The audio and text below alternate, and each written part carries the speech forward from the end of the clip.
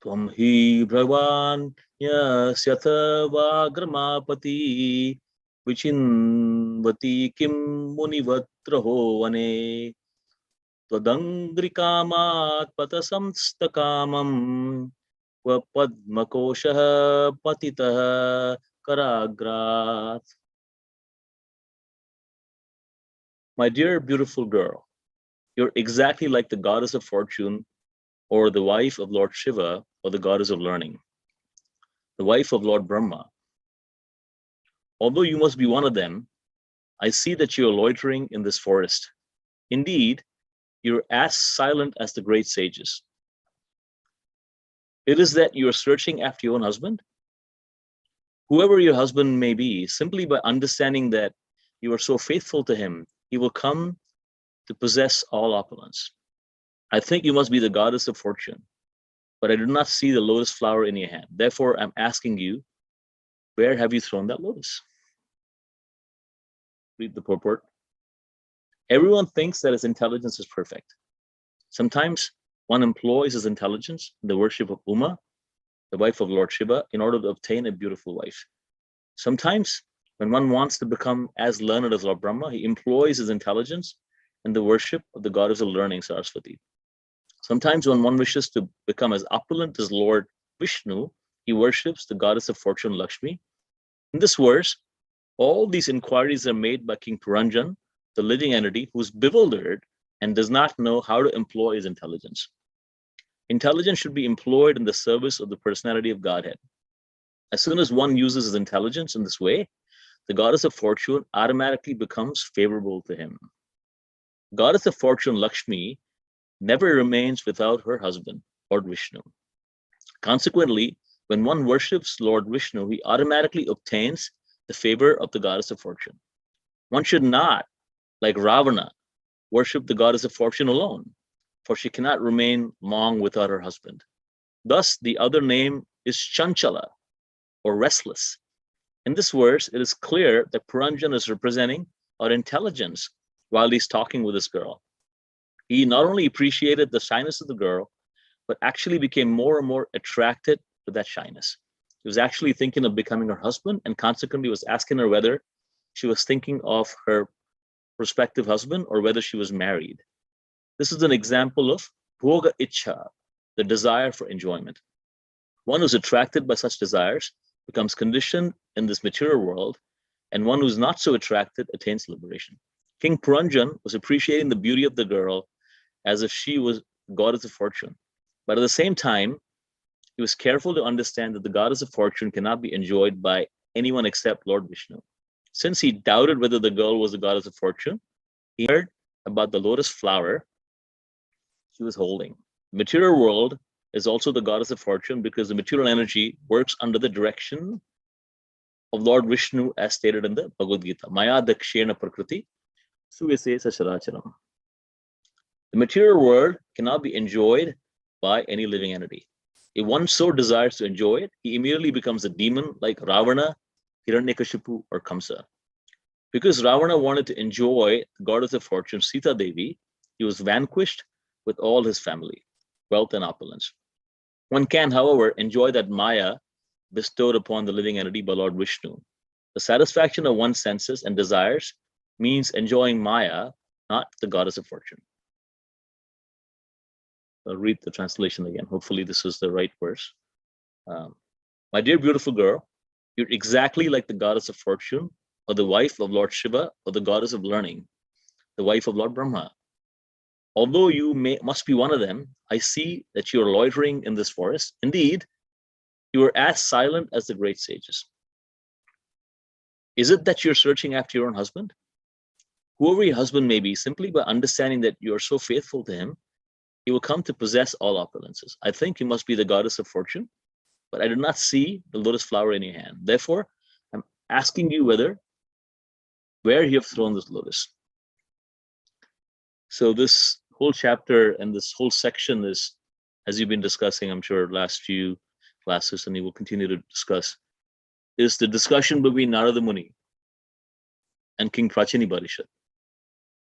So Prachetas, the sons of King Prachani Bharasha, they're already performing austerities and they've heard the song of Lord Shiva, the Rudra Gita, and they've decided to become focused on transcendental life as opposed to becoming princess and ruling.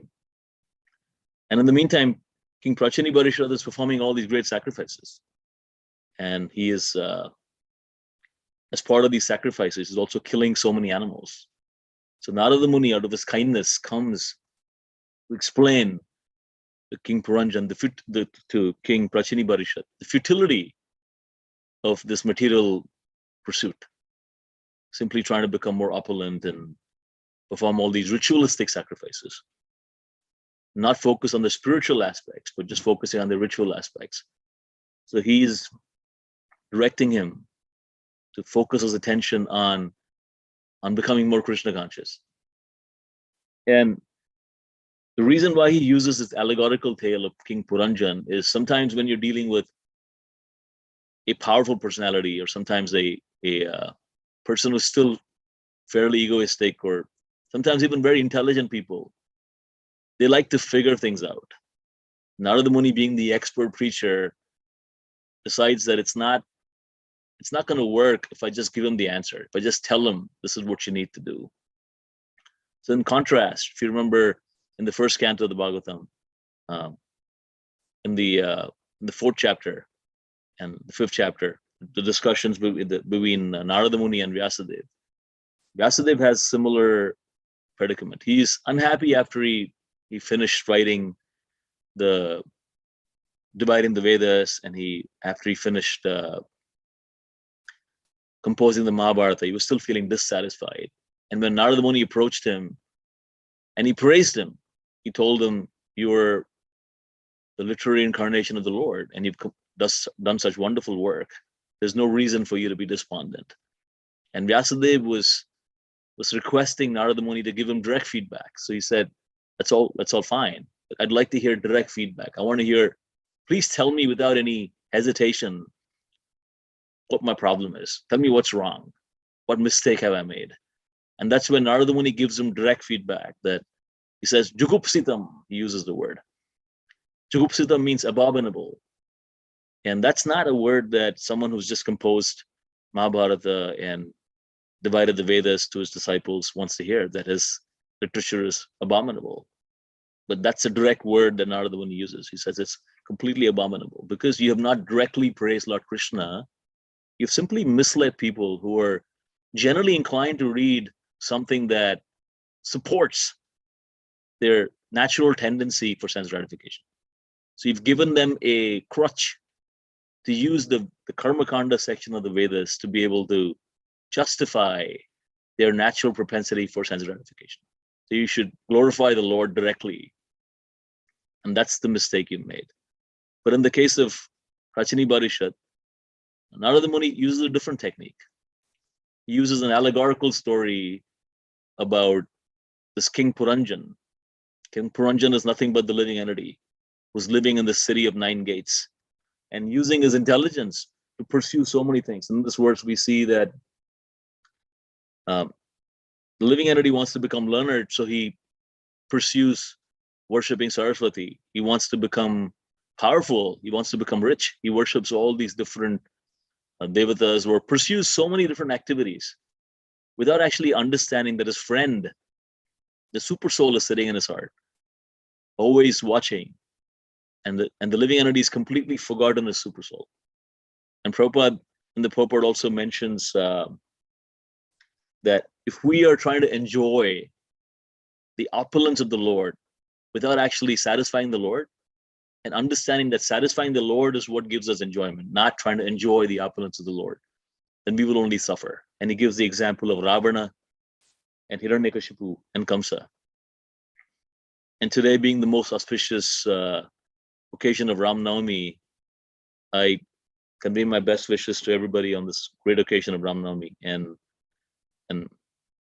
maybe we can just touch on the example of Ravana as well, where, as Prabhupada says, Ravana's problem was he wanted to enjoy the opulence of Lord Ram, which is Sita Devi, without Lord Ram. And and the Acharya's commentaries, especially if you read the commentaries of the Sri Vaishnava Acharyas, who've commented extensively on the Ramayana, they point out that anybody who tries to enjoy the opulence of the Lord without the Lord is having a Ravana mentality.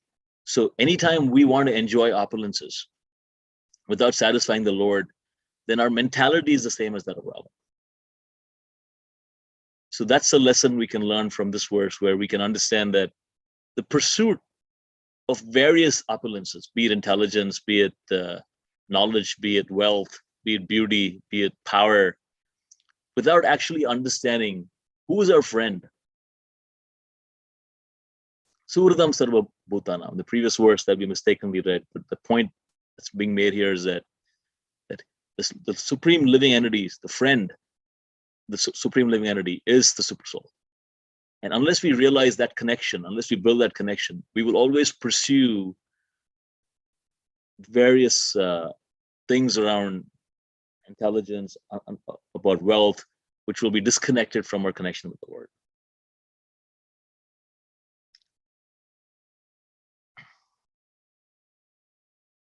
And in the purport also says that the material world is also the goddess of fortune, because the material world works under the direction of Lord Vishnu, as stated in the Bhagavad-Gita.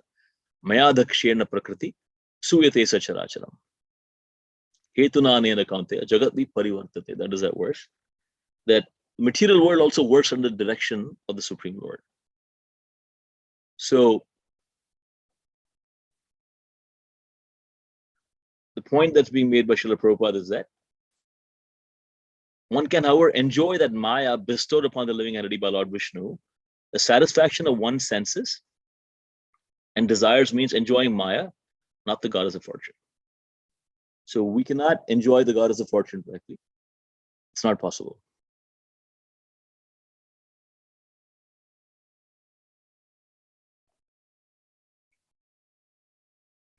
So I wanted to pause here and see if there are any comments from anybody, or any discussion specifically anybody wanted to have on any topic.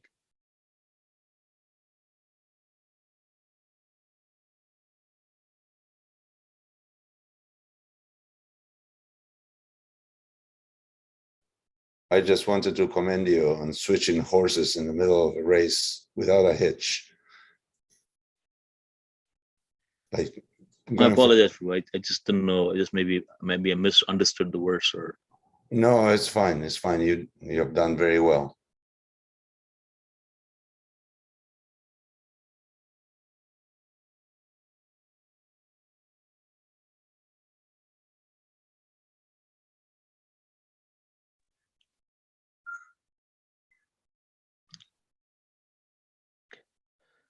Hare Krishna Prabhu. Yes. Can you just say something about this verse that one who knows that Krishna is the supreme friend, proprietor, and enjoyer of everything, how that brings peace from the pangs of material existence? Yeah, that's the peace formula verse in the Bhagavad-Gita. Bhoktaram yakatapasam sarvalokam hesharam suridam sarvabhutanam yad gyatva shantam richati. So Krishna makes a very direct cause and effect statement in this verse. And it's one of the few verses where he says that if you know something, then you will be peaceful. Usually it's when you do something, you get something. And this is the verse where he says, if you know something, you will get something. So when you just analyze this verse, and this is something we can do in our own lives, right? When we look at the cause of unhappiness can really boil down to two things. And this is how our acharyas analyze it. That it's either lamentation for something that happened, or anxiety that something may happen. So anybody is unhappy about a situation, or lost their peace. So lack of peace. Someone is disturbed. The cause of disturbance is fundamentally two things, right? Either you're disturbed because something happened that you didn't want to happen. something that happened already, something's already happened. You can't change what happened. It's already happened, but you're disturbed because it happened. Or you're anxious that something undesirable may happen. Right? Is there any other third cause for disturbance, lack of peace? It's really basically these two things. So if you look at everything in life, you can just put it in these two buckets. Either you're disturbed because something that you didn't want to happen has happened, and you're lamenting for that. So lamentation. Or you're anxious that something that you want to avoid has happened. And that's called anxiety. So if you really boil down to two words in English, if you want to just use two words in English that cause disturbance or lack of peace or unhappiness, it's really lamentation and anxiety. So Krishna is really pointing to the root cause and saying, okay, how do you get rid of lamentation and anxiety, right? To the best extent possible. Right? And Bhoktaram yagya tapasam sarva lokam mahesharam. So the first verse, the first phrase, Bhoktaram yagya tapasam, points to Krishna being the proprietor and the beneficiary of all yagyas and tapasyas. And the second phrase points to Krishna being the Lord of everything, Sarva Loka Maheshwaram. So when you realize you are not the Lord of everything, so you don't get to decide what happens. And you're not the enjoyer.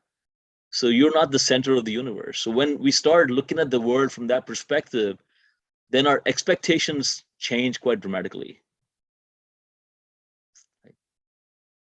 Even if you look at relationships, most of the problems in relationships are because there's a mismatch between expectation and reality.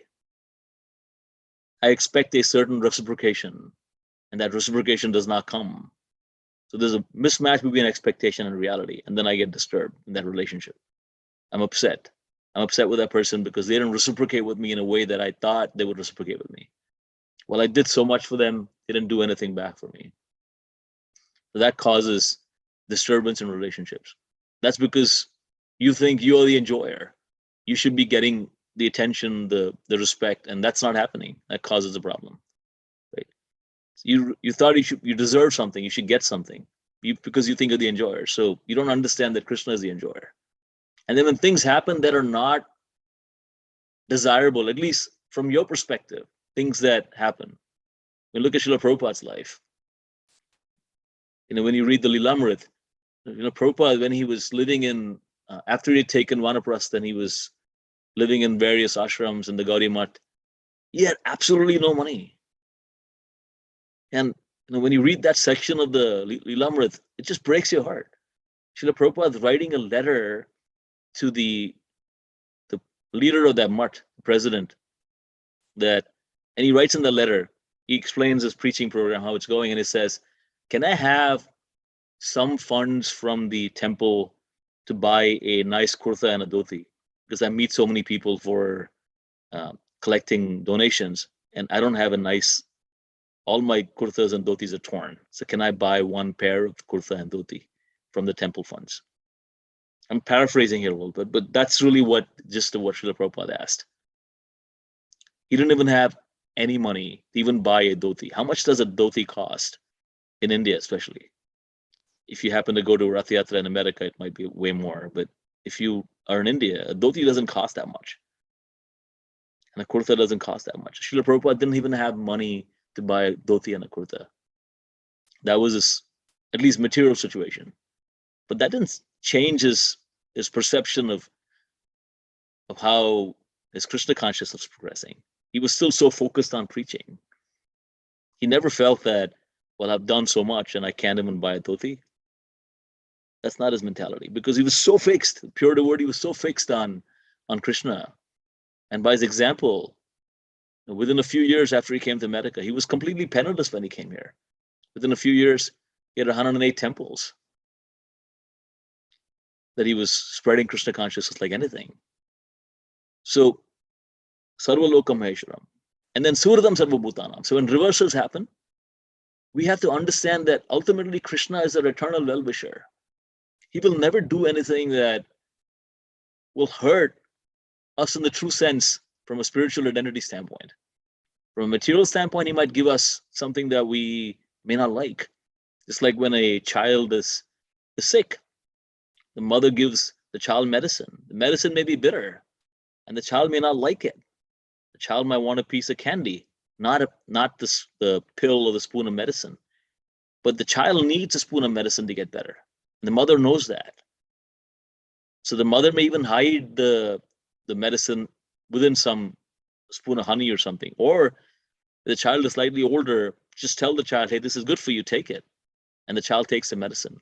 The medicine still does not taste sweet. Even if the child understands it's good for their benefit, it's still bitter. So similarly, when things happen in our life that are not exactly as we planned, we may not like it. Medicine is not going to taste sweet just because we realize it's good for us. So similarly, when reversals happen, the experience may not be sweet. It may still be fairly painful because it's a reversal. But we understand that as surrendered devotees to the Lord, Krishna will never do anything that actually harms us. It'll only strengthen our spiritual resolve. It'll only help us in our Krishna consciousness. And when we have that mindset, when we understand this verse, then we are able to be peaceful.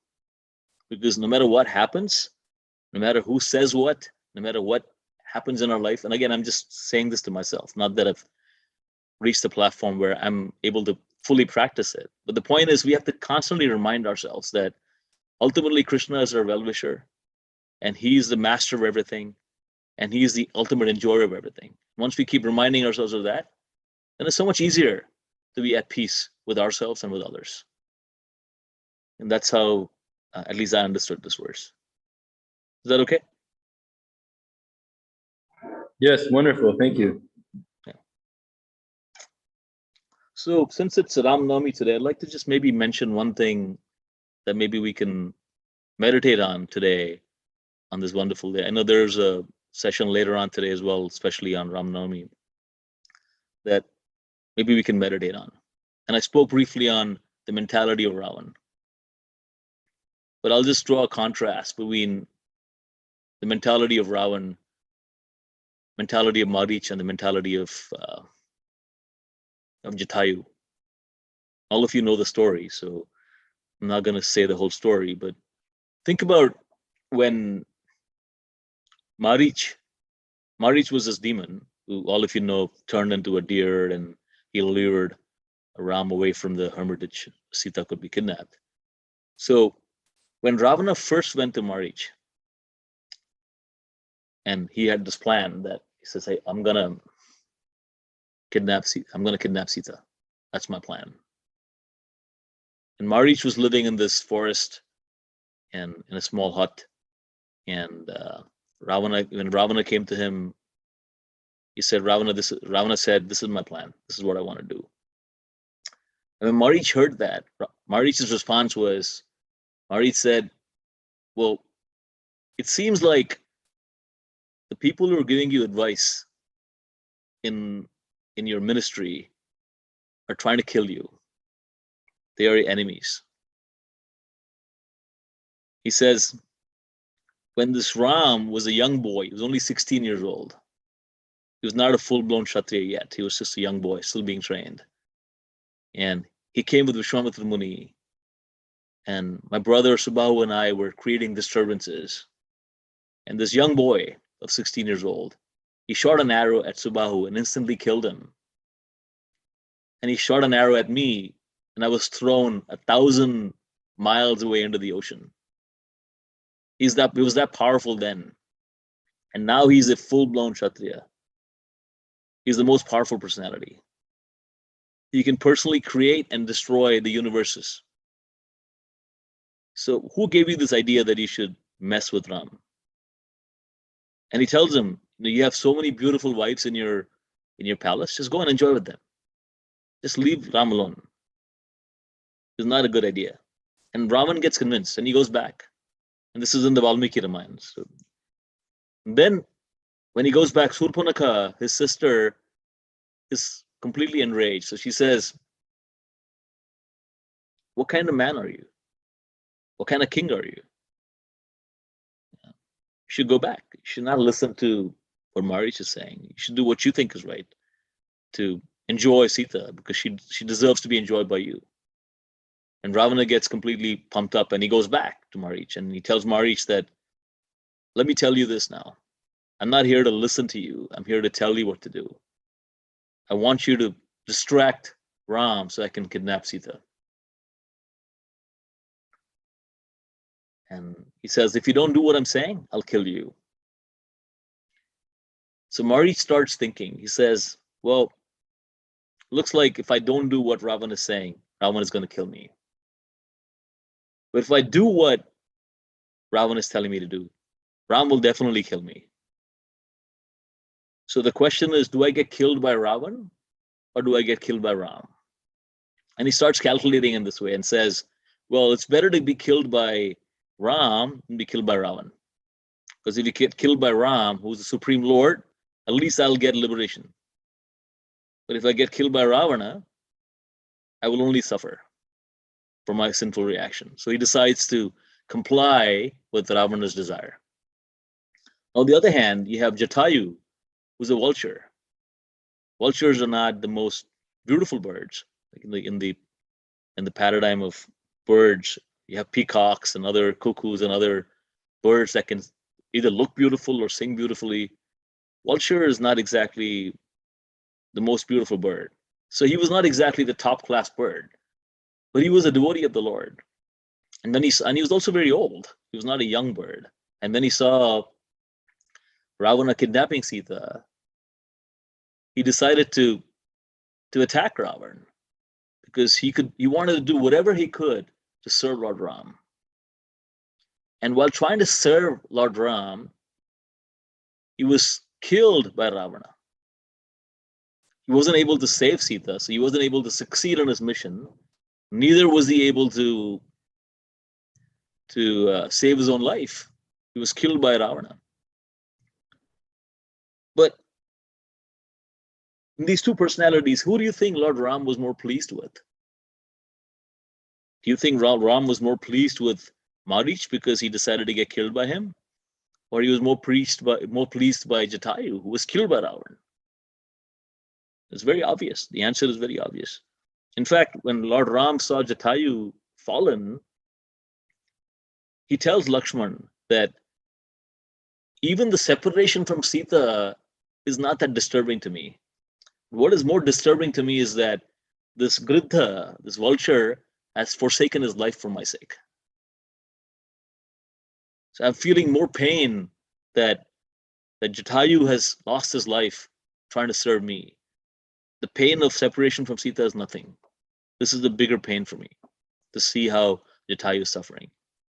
And if you remember from the Ramayana, Lord Ram does not perform the funeral rites for Dashrath Maharaj because he's not there. He's the oldest son. And according to Vedic tradition, the oldest son has to perform the last rites for the father. But for Maharaj Dashrath, Lord Ramchandra did not perform the last rites. He was not present. But he performed the last rites for Jatayu. And he gave him the position of his father. So ultimately, it's not so much the outcome that decides whether the Lord is pleased. It's the intention that decides whether the Lord is pleased. Just look at the outcome. Jatayu was not successful in his endeavor. He was not successful. He failed. And plus he got killed by Ravana, the most abominable personality. But what pleases Lord Ramachandra is the intention of our service, the mood of our service. The mood of Marica was, how can I be benefited? What's beneficial for me? And the mood of Jatayu was, what will please Lord Ram? So we have to decide whether we want to have the mood of Marica or the mood of Jatayu. So on this very auspicious occasion of Sri Ram Navami, I just want to leave us with that thought.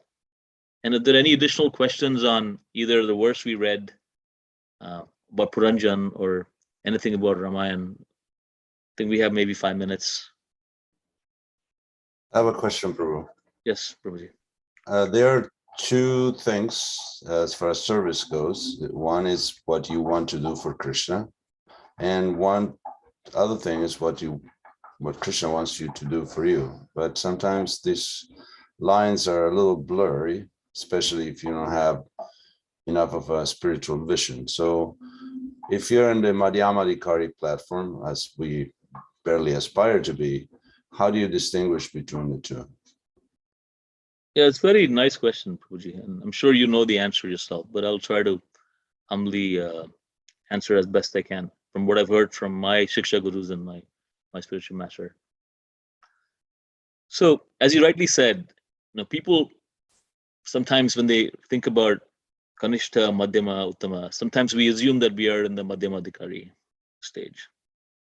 But if you really look at the Acharya's commentaries and the Jiva Goswami commentaries, and some of these Acharyas, they even sometimes say that Dhruva Maharaj and other devotees are Kanishta Adhikaris. Then we realize that even being a Kanishta Adhikari is a fairly high platform. Because the word Adhikari, or what's the contextual translation for this word, is one with authority on the path of bhakti, is a very high platform. So we who are, in many cases, at least I can speak for myself, who's barely for some years practicing bhakti, right? When you say some years, even 100 years is some years, even 1,000 years is some years when it comes to look at the eternity, right? For us to always know what's the right thing, and is it our ego or is it our propensity for sense gratification that is telling us we need to do certain thing, or is it really the desire of the Lord? Is it really the right thing to do? It's not always very easy to figure out, because sometimes we use that intelligence in the service of the false ego. And the false ego wants a certain outcome for an action, or whether it's prestige, whether it's recognition, whether it's just there's something that we want for ourselves, but we somehow justify it to be Krishna's desire, and we put our efforts in it. At the same time, at our level, unless we are actually feeling some reciprocation, either in the activity or the outcome, at least at my level, it's hard for us to be fully motivated to do that activity, because we still are progressing in spiritual life. So we still crave some reciprocation, either from fellow devotees or from the spiritual master or from some authority that we're working with. There's some reciprocation is required. If there's no reciprocation, then at some point, because we're not so advanced, it becomes very difficult to continue our service even. Because we start thinking, well, if nobody seems to care, then why should I even do this? What's the point? So these are all valid, practical issues we face in the performance of our seva. Which is why the acharyas always speak about sadhu, guru, sadhu, shastra. It's never one or the other, because if you just simply take the word of the shastra, we may take it out of context. If you take simply the action, the words of the guru, without the context, we may, because Prabhupada, a lot of people, it's very, very commonly known that people do so many things saying Prabhupada said it, without actually understanding the context with which Srila Prabhupada said that. Prabhupada made so many statements, but they were all based on a certain context. And without being in that context, we can easily take Prabhupada's words and then claim that this is a license for us to do a certain action, although there's no understanding of the context. And then we also look at how the great personalities who came before us, the 6 Goswamis, that's why the Goswami literature and the other literatures is important for us to understand how they acted. That's why the Chaitanya Charitamrita becomes such an important book for us to understand how devotees interacted with each other and how they conducted their lives with Lord Chaitanya in the center. So the combination of Guru, Sadhu, Shastra, and having a guide that can be honest with us, right? A spiritual friend, a person at our own level that we interact with, who can be honest with us, thoroughly honest with us, that we can speak with, becomes so critical in our process. So if you're feeling that it's not clear to me what I should do, or is this the right thing to do, then having somebody we can speak with, live person we can speak with, that we can honestly share, saying, this is what I'm feeling. Is it because am I thinking right? Am I thinking wrong? And that person can honestly give us their honest feedback. That becomes very important. Otherwise, without that, it's very, very easy for us to just justify our actions or our thoughts or inclinations based on something that we find in the Shastra that justifies our point of view. And this happens all the time. I don't know if I directly answered your question or not, but that's what I at least try to implement in my life. I like your answer. I think we're almost out of time. Maybe one more comment or question if somebody has, maybe we can discuss. Hare Krishna, Guru. Thank you. I was wondering, okay, this is just like an example. Don't want anyone to think that, yeah, I'm just using this as an example, but just in terms of like, what's more important, like the service to the Lord or the devotee's purification. So I don't know, one example I thought of is maybe someone is like driving, their service is to drive for Krishna, and they're feeling tired, and so would it be better for them to take some caffeine in order to complete the Lord's service, or to kind of not do that harm to themselves spiritually in order to, but then the Lord's service gets hampered? So simple answer, at least in the driving context, if you're feeling tired, you should pull over and sleep. Right. So yeah. So again, this is very practical. Like, bhakti should not be impractical. Right. Bhakti should not be impractical. It should be practical. Right. So the practical answer. So again, we cannot justify if drinking caffeine is something that is typically not beneficial for our spiritual life, then we should avoid it. The real idea is to have proper rest so we can do our service. Our bodies are machines. Even machines need to be maintained. So when we do service, it's important to take care of ourselves because you can only give what you have. If you don't have, you cannot give. If you don't feel love, you cannot give love. If you don't feel cared for, you cannot care for anybody. Similarly, if your body is not rested, you cannot perform service properly. So it is our responsibility. So even as practicing devotees, to take sufficient rest is service to Krishna. It's not sense gratification. So if a person takes sufficient rest at night so they can perform their service the next day, that is also service to Krishna. Taking prasadam. These are all practical things. Taking nutritious prasadam. We cannot just, you cannot just eat junk, right? Because that's what we like. We have to take care of our health. Like, especially living in a community setting, if there's fried foods and a lot of sugar being made every day because we make it for the guests, then we still have to be clear about what we can take. What can we take on a daily basis that our health can be maintained? So bhakti doesn't mean being impractical. Like, surrendering to the will of the Lord doesn't mean that we be totally impractical. Or we just make a meal of halwa every day. That doesn't, because it's prasadam, it's transcendental. Prabhupada was never impractical like that. He would always tell devotees to take care of their health. If they had a health situation, he would make sure they went to the doctor. He would never say, well, depend on the mercy of Krishna and your infection will get better. That was never the mood of Srila Prabhupada. If someone is sick, they need to see a physician. They need to see a physician to get better. That's a practical thing to do so that they can continue in their seva.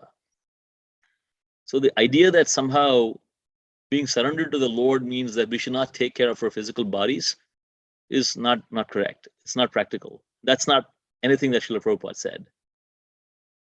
If you read Srila Prabhupada's books, or if you read letters or conversations. There was never a situation where Srila Prabhupada said that you should continue to serve at the cost of your own physical health, and it doesn't matter if you completely perish, you should still serve. He never said that. He was always so kind and caring for his disciples. Whenever he would go to any temple, he would see a disciple having any physical ailment. He would ask about them, saying, "Are you taking proper care? Have you been to the doctor? We would ask all those things because it was important. Similarly, things like sleep, proper nutrition, these are all important. Because if you have to continue to serve for this is a marathon. This is not a sprint. It's not like you have to serve for the next 2 days and then we can just relax. We have to serve to the end of our life. And if our objective is to perform service as opposed to receiving service, then we have to take care of our health. We have to sleep right. We have to rest at the right time. We have to take proper nutrition. And if some ailment comes, we have to take care of our health. These are all important things. And these are all, and if done in the right mood, as we're trying to do it, it's all part of Krishna consciousness. If you take care of your body so that you can serve, then that's Krishna consciousness. In as much as if you go shopping to buy groceries so that you can cook offerings for the Lord, that is Krishna consciousness. The act of buying groceries become Krishna consciousness because the objective is to make bhoga for the Lord and offer to the Lord. Right? A person may go to the flower shop and buy a dozen roses to give his girlfriend on Valentine's Day. That's completely material. But a devotee goes to that same flower shop and buys roses to make garlands for Radha Damodar. That's completely spiritual. So it's not the activity, but the mood of the activity. So similarly, act of sleeping, the act of eating, act of exercise, these are all done with the right mood that we can continue to keep our bodies fit to serve. It is Krishna consciousness.